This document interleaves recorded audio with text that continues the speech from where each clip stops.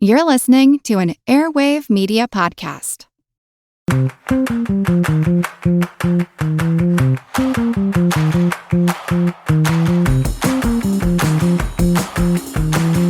Hey, and welcome to Fan Theory Queries, where we analyze fan theories from all over the internet, but mostly Reddit.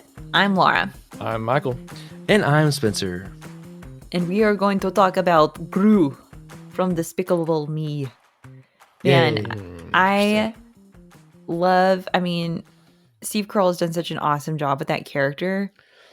But it's weird to me when you do hear him pop in with that accent in The Office at one point. He kind of speaks in it briefly, and I'm always like, that's Gru! It's almost like it's not necessarily the accent, it's just like the delivery and like the screams that he does sometimes. It's like that sounds just like Gru. Yes. So this theory is that Gru is actually a good villain. This comes from Sad Marion Barry 5762. So Sad Marion Barry's gremlins, a 7-year-old male and a 2-year-old female, have recently been obsessed with the Despicable Me franchise. They've been watching 1, 2, 3, Rise of Gru, and Minions on repeat for the last 2 weeks. Ooh. That sounds a little rough. Yikes. So now their partner and they have theory, okay? This entire series happens after Gru has retired, and he's actually a good villain. First off, look at his house. 3 stories up and a fallout shelter underground. Alligator couch, 90-inch flat screen TV, rhinoceros chair, front and backyard in a U.S. city. Now, let's see. We do not see a family tree, but we know that mom doesn't like him enough to give him any family money. And his twin has been set for life. He has financially supported 300,000 children thanks to the minions, who we see only serve the most evil being and cause their downfall. But the minions have yet to cause his failure. He has no job and can successfully fool a private adoption agency about his finances and security to adopt not 1, not 2, but 3 children. Do you have any idea what a single dude would have to do to adopt 3 girls? Yeah, a lot. The conclusion we have decided is that he has actually been stealing from other villains like we see in The Rise of Gru, and stealing from organizations to avoid being spotted by the AVL. Wild Knuckles showed him well. I don't know what that means.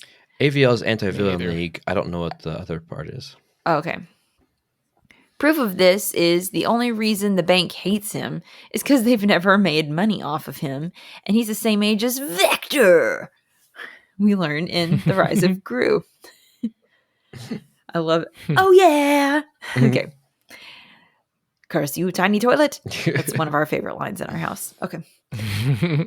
He's not really broke. He's reserved the money for his new family to live long and prosper because kids change you. He didn't get a job after he just tried to keep the minions busy. Do you know what kids' birthday parties and weddings cost? But the minions need a villain to feel happy. So, steal the moon. We have no money.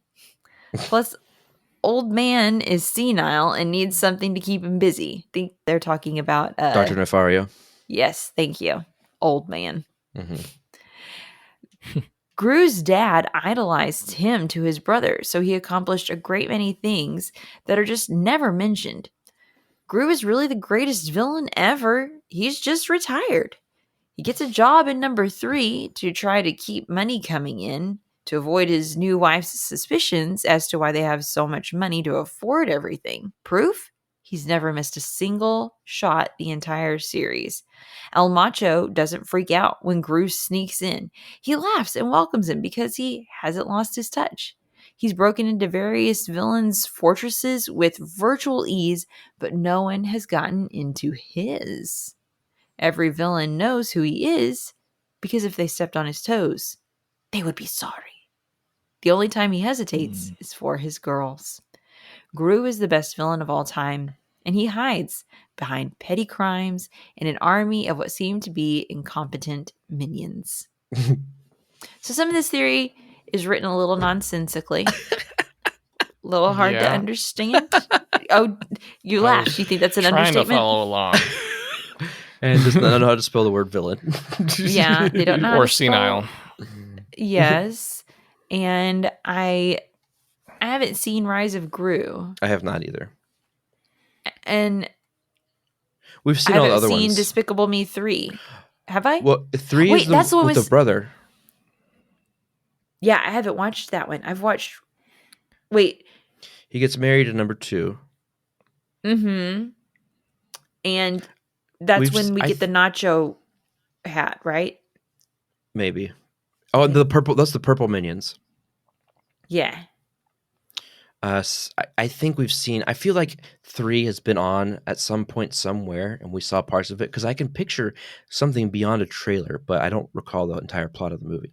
Okay. Anyway, but like I said, I haven't seen Rise of Gru, but I've seen Minions. Mm-hmm. We know enough to know what's happening here. Yeah. This is just kind of like a mess. I have only seen the first one. I really think that that's all you need. I love Steve Carell, and I think he did a fantastic job in the first one, but I just cannot stand the Minions. They annoy the ever-loving crap out of me. They're the best. And now I know what to get you for Christmas. I hate them with a fiery passion. Cat ear headphones and a stuffed Minion. So I couldn't watch any more after the first one. Like, the first one's good. It's got a sweet story, and like I said, Steve Carell's fantastic in it, but I just didn't want to mess with that universe anymore after that point. So I don't know anything past the first one, and I barely remember that one. Yeah. This is fine. This the is situation. Fine. Yeah. It's like the meme. This I could clean there's some good points in here, but it's just not written well. But we'll just kind of ignore that and just go based off of the actual points of the theory and not the composition itself. Okay. So do you want to go on to comments? Sure. Okay. Yeah. Bad Reputation. We've got a Swiftie up in here. Bad Reputation 2611 commented, that's not a theory that's talked about openly in the first movie. If I recall correctly. Well, thank you. Wow, you're so hip with the... I had to look it up for that last time. You said, I don't know what that Internet means. lingo. Yeah. Okay, if I recall correctly. Okay, that's not a theory that's talked about openly in the first movie, if I recall correctly, by the evil bank guy and the old scientist. Why don't they know their names? Because no one wants to talk about... I'll call him Will Arnett and Russell Brand. How about no that? one wants to talk about Russell Brand. Okay. That's the problem.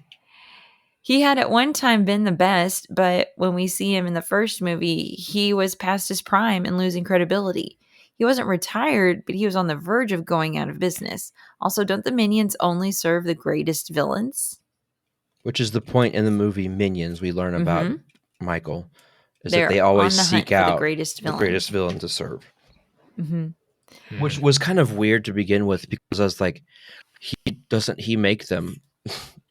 Doesn't he Yeah, that was the thing. The first movie made it seem like he created them and made them in yeah, that's what I was test under the tubes. assumption of. Yeah, but right, and then now all of a sudden they we're retconned seeing that. Yes, they totally did. So that they could write a movie and make a ton of money. Yeah, it's a shame the Minions didn't seek out a nuclear weapon and detonate it while they were I'm sure they did. It's just that they're like roaches and that can't kill them. Well, they do have a funny little montage of them going up to like famous bad guys in history and like them failing and then moving on to the next one. And I remember, and it's great because what's the actor? Jeffrey Rush. Jeffrey Rush narrates it to great effect. Yes. I was trying to think of his character's name in Mystery Men. I forgot. Okay, so OP comes back to that comment and says, that's what I'm saying, but they never really say anything alluding to that. What? Even when talking what does that even mean? I don't know. Even when talking to the Bank of Evil, he never really said you used to be the best. He kind of avoided it. Then in 2, the AVL laughs at his villainy, saying he wasn't evil enough for them. So it's kind of implied that he is subpar. Okay. Doesn't that go against what OP was saying in the theory? No, what he's saying is the people in the movies, like the characters, are implying that Gru is subpar, but in reality, Okay. we as the audience Gotcha. should know that no, he's really actually a really good villain. Okay. Yeah, I mean, This is confusing. well, it's not. Yeah. Would you like me to Okay. translate?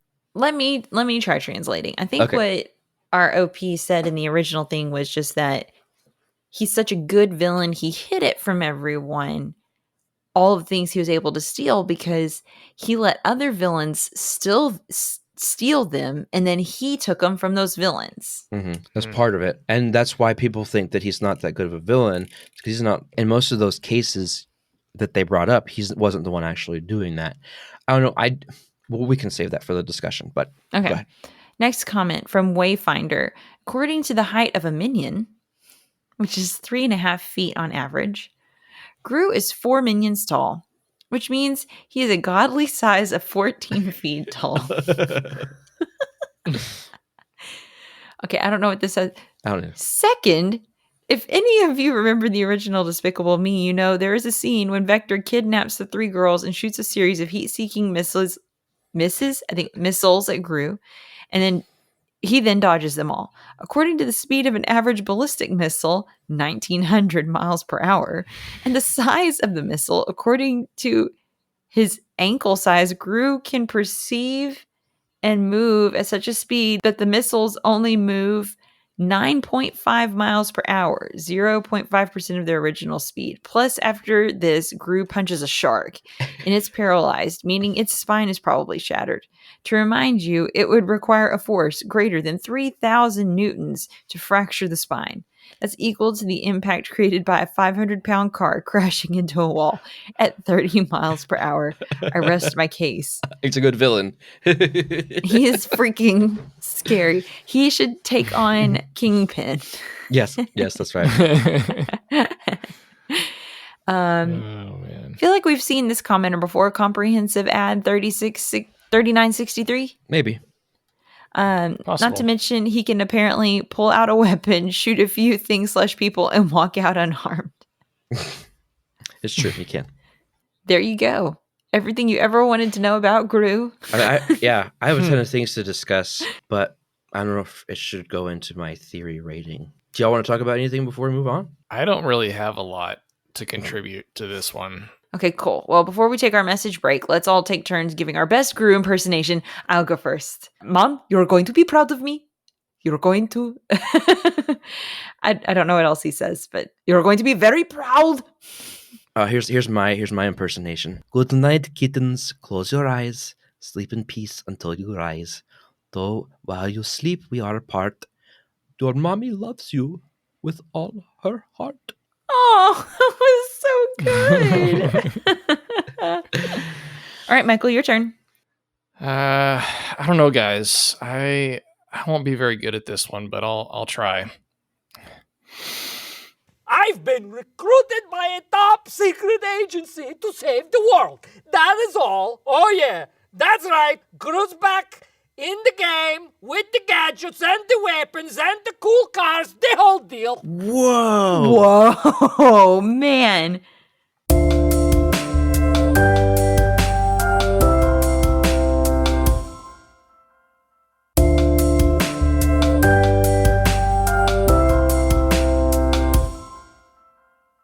And we're back. Michael, that was incredible.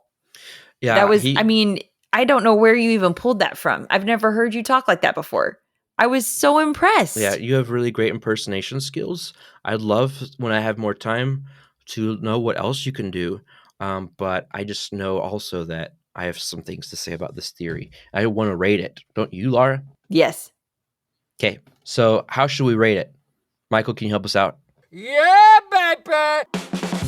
The highest rating that we have is genius. This is reserved for only the best theories, which we believe are better than the actual canon. The next step down is plausible. It's a good theory, it's believable. Unlikely is next. It's not a terrible theory, but pretty unlikely, as the name suggests. And then the last thing is preposterous. These are the theories that are just stupid. Basically, we're all dumber for having listened to them.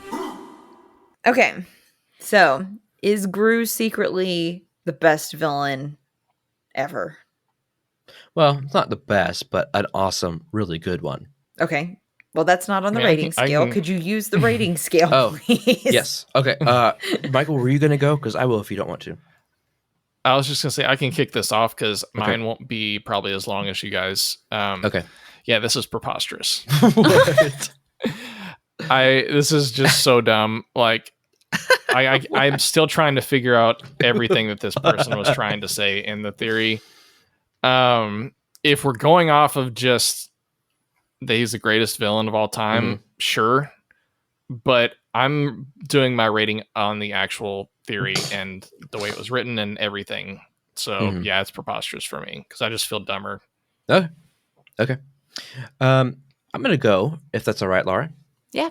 So I'm just kind of re-looking over all of this. So, some of their initial points are like all this stuff that he has. He's got all this stuff. He's got this stuff that clearly costs a lot of money. The fallout shelter, the alligator couch, the big TV. Where does he get all that money? And we get the idea that the bank has been loaning him money to fund his villainy, but he's not making them money, which is another thing that they point out. So to everybody around him, even stealing, he's the one that stole. No, he didn't steal the pyramid. But anyway, he wanted to hold the moon for ransom, and they were like, "Oh, this is great! It's going to be a big thing," and they were getting really excited, almost like they hadn't had a big score like that in a while, obviously, which still holds water if this whole time he's been funding himself and his stuff and his house by stealing from other villains to fill up his house. Now, I really don't understand. I don't think you have to be a really good villain to adopt 3 children. I don't feel like that plays into this at all. Other than like him saying, well, he's just skilled because he can juggle all of these responsibilities at one time. I think maybe what they're trying to insinuate is the art of deception that he employs in order to be able to adopt. And so like if that's part of it, and I think that's what they're saying is like there's this craftiness element to him that he's intentionally doing these smaller crimes to basically have the life that he wants. He has the mastermind capabilities to fool the adoption agency. And so he's got the mind of a villain, but he also has the physicality necessary because of his skills being, shooting things, avoiding heat-seeking missiles, breaking the spines of sharks, and that kind of thing. Doing those that super cool coordinated thing at the end of the first movie where like he reaches out and they make a huge ladder with minions and they pull Agnes in. I think this is plausible. I just absolutely cannot give it genius because of the way that it was presented. I'm not like the first comment that was like, I just thought that's what I thought he is a good guy or a good bad guy. I never thought that he was like super successful. But with some of these details, I could say that he's really good. Mm-hmm. A good villain. So plausible for me. I can also give this a plausible. I will also say that, I was sorry. I was beating up on OP a little bit earlier about how this theory is written, but it just dawned on me. If they've been watching all of these Despicable Me and Minion movies for 2 weeks on repeat straight, their brain is probably a little bit of a scrambled mess right now. And therefore, I think I need to give them a little bit of an allowance of they don't know how to talk to people anymore after having watched these for this much at this high of a frequency for so long. So I do need to give you a little bit of leeway with that. However, I still think plausible is a generous rating on this theory. I think part of it could just be that he stumbles into it when things are successful. It was like Oh my gosh, I can't believe that worked. Like Mr. Magoo kind of thing. Oh, Magoo, you've done it again. Yes, he Magooed his way through it. And That's the Michael Scott thing right there. Yes, it is. Maybe that helped inform the casting. Yeah. Yeah. So yes, those are my reasons for giving this a plausible rating. All right. Well, since we've all rated, it's almost time to bring this episode to a close. But before we do, I just wanted to share this detail I found on Reddit. Sometimes I'm curious how certain actors get cast in their roles. So when I see a post like this one from Obimo Obenkimono on Reddit, I feel enlightened and want to share the knowledge. Vin Diesel's full legal name, Vehicle Identification Number Diesel, was the sole determining factor in his original casting for the Fast and Furious franchise. Bravo. That is absolutely genius. I give that. We're done. Like all the comedians are done. Like there's no getting higher than that joke. I mean, that's and it's not just a joke. It's not just a fascinating detail. That's pretty much a fan theory too. We didn't even make it to peak 50 comedy. episodes and we're done. We've reached the pinnacle. There's nowhere but down from here. Yes, I give that a genius. That was excellent. Yes. Agreed. This has been Fan Theory Queries. I'm Laura. I'm Michael. And I'm Spencer. In our next episode, we learn what one fan thinks is really going on behind the scenes of the Portal video game series. Subscribe to Fan Theory Queries so you don't miss out on that and other fascinating fan theories. Fan Theory Queries is part of the Airwave Media Podcast Network. Visit airwavemedia.com to listen and subscribe to their other fine shows like Legends of the Old West, Art Smart, and Attaboy, Clarence!